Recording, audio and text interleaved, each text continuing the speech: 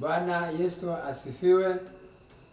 Mpendwa msikilizaji unayenisikiliza na unayenitazama, nipende kukukaribisha katika kipindi kizuri cha neno la Mungu. Mimi naitwa mchungaji Eriki, ninayesimamia kanisa la Bethania City Center.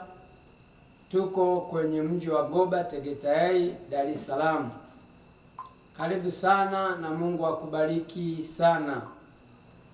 Ni wakati mzuri ambao Mungu ametupa fursa ya kulisikiliza neno la Mungu.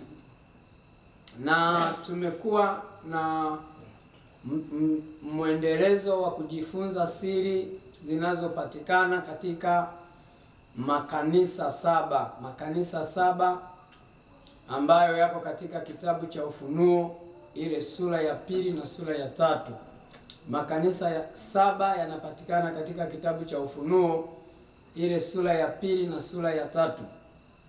Tumekuwa na wakati mzuri tukijifunza kwa kina na kwa mapana, lakini sasa Mungu ametupa neema hata tuweze kuwashirikisha watoto wa Mungu, wale wanaotutazama kwa njia ya mitandao ya kijamii na wale wanaotusikiliza kwa njia ya TV.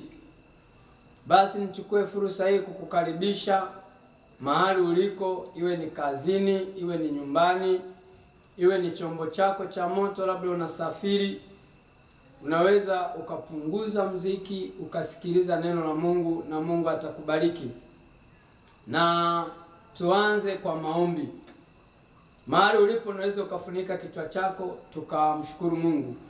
Baba, katika jina la Yesu, tunamsihi Roho Mtakatifu ambaye ndiye muasisi wa kanisa, Roho Mtakatifu ambaye ndiye mwandishi wa Biblia. Biblia imeandikwa na wanadamu, lakini wakiongozwa na Roho Mtakatifu. Roho Mtakatifu uliyemfufua Kristo katika wafu, Roho Mtakatifu uliye na vipawa na karama, Roho Mtakatifu ambaye wewe ndio uliongea na yale makanisa 7. Tunakualika muda huu na saa hii ukaseme nasi.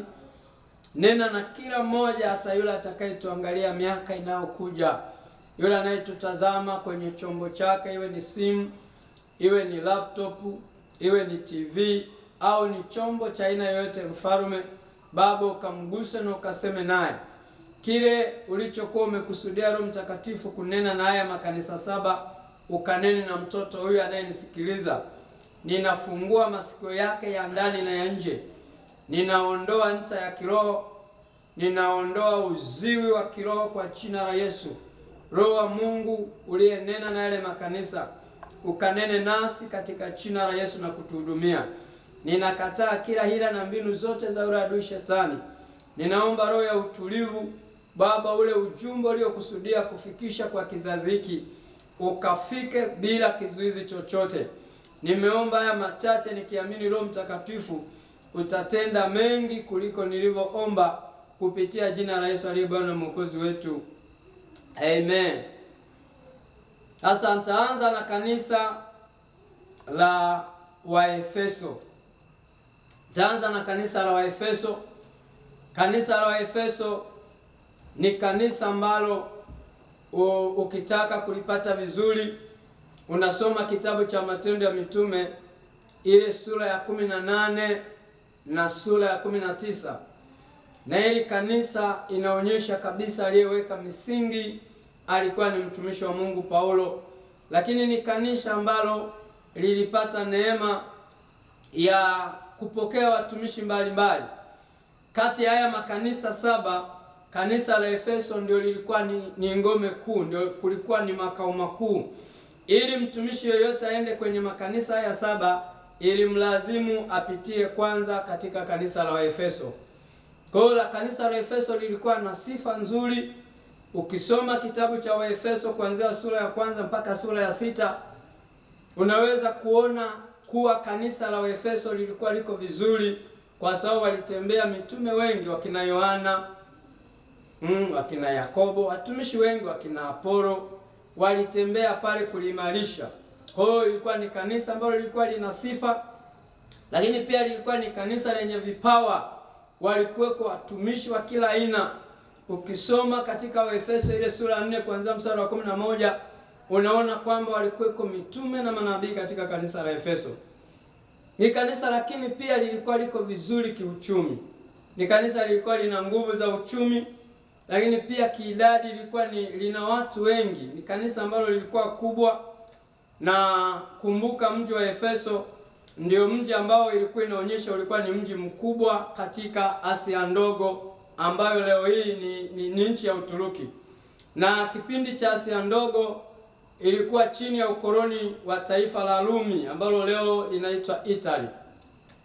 Kwa hiyo kanisa hili lilikuwa ni kanisa ambalo kulikuweko na watu wana vipawa vya kila aina. Kwa hiyo tutajifunza kanisa zuri la Efeso. Tutajifunza kanisa la Efeso ambapo mtumishi wa Mungu Yohana alikuwa kwenye kisiwa cha Patmo, na malaika wa Mungu akamtokea Yohana akiwa na ujumbe wa makanisa saba.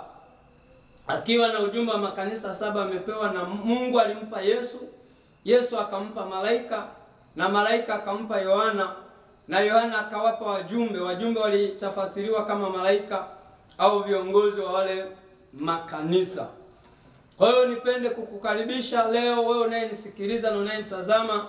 Tutaanza na kanisa la Efeso. Kumbuka ya makanisa yako katika mstari. Tutaenda kama yalivyoandikwa, tutajifunza kanisa moja baada ya jingine, na hakika Mungu hata kuacha kama ulivyo. Na ujumbe wetu utakuwa unaenda unasema, Mungu anatujua vyema, au Mungu ananijua vyema, au Mungu anakujua vyema. Ujumbe wetu utakuwa unasema, Mungu anatujua vyema, au Mungu ananijua vyema, au Mungu anakujua vyema.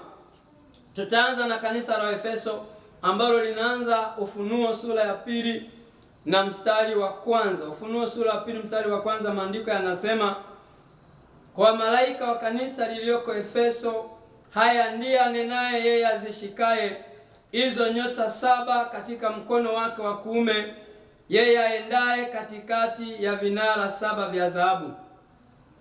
Hapa huyu Yesu anajitambulisha katika kanisa la Efeso kama aliyeshika nyota saba kwenye mkono wake wa kuume na akiwa katikati ya vinara saba vya dhahabu.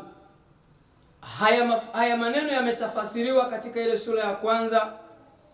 Tunaambiwa ya kwamba zile nyota saba ni makanisa, ni watumishi saba. Kwenye Ufunuo sura ya kwanza, malaika anampa tafasiri Yohana, anamwambia zile nyota ulizoziona ni watumishi saba, na yale vinara vya dhahabu ulivyoviona saba ni makanisa saba.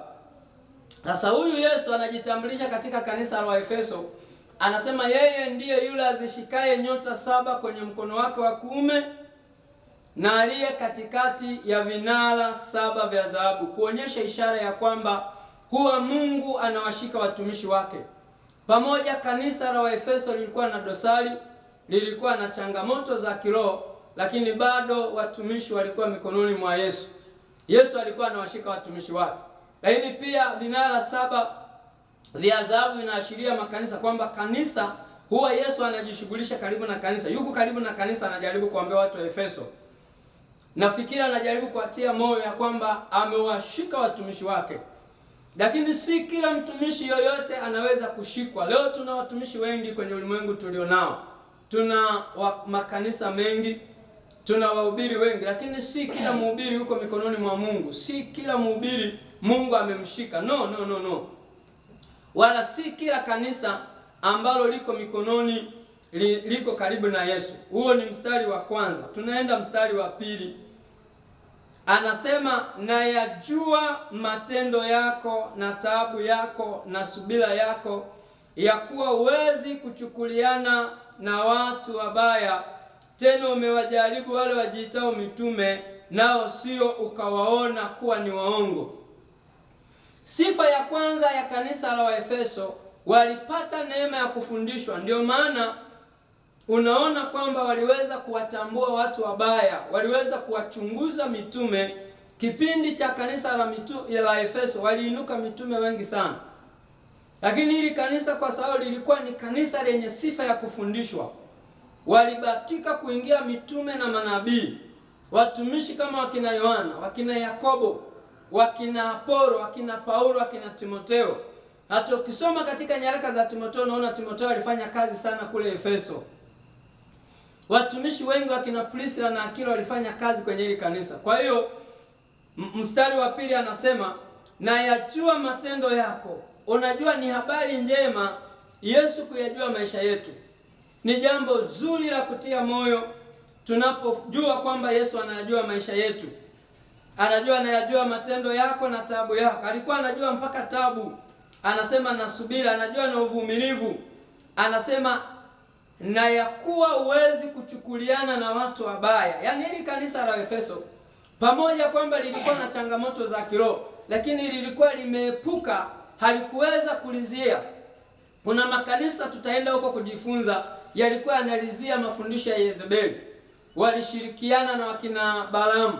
Lakini hili kanisa la Efeso halikuweza kuchukuliana na watu wabaya.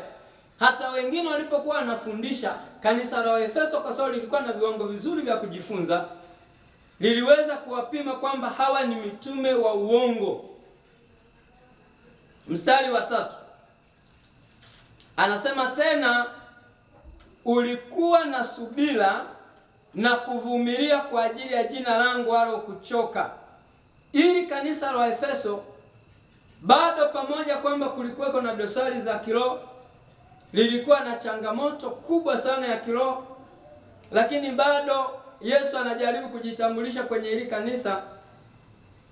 Anasema lilikuwa na subira na kuvumilia kwa ajili ya jina lake, halikutumia jina lingine. Tofauti na watumishi wa leo wanaoweza kutumia vitu. Aidha anaweza akatumia chumvi au vitambaa au udongo au akatumia magimbi au akatumia vitambaa kuhusiana na habari ya ukombozi au uponyaji au na kila kitu. Lakini kanisa hili linaonyesha lilikuwa na uvumilivu kwa ajili ya habari ya jina la Yesu. Halikuchoka kanisa la Efeso. Mstari wa 4 unasema, lakini nina neno juu yako ya kwamba umeuacha upendo wako wa kwanza. Hapa nitaweka mkazo sana.